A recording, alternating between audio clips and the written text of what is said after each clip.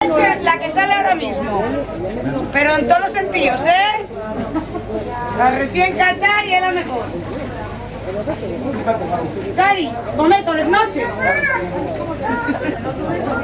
Pero la técnica es distinta. Diego te lo digo. ¿Qué es distinto? ¿Que vais a ir a agarrar el Raúl a la vaca? ¡Estoy a la pata! ¡De Dios! ¿Cómo es Raúl? Esta mujer. ¿Dónde está mujer y un vicio ya?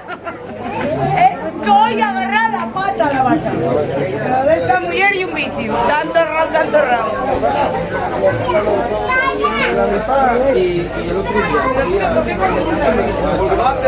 Sí, la había por ahí.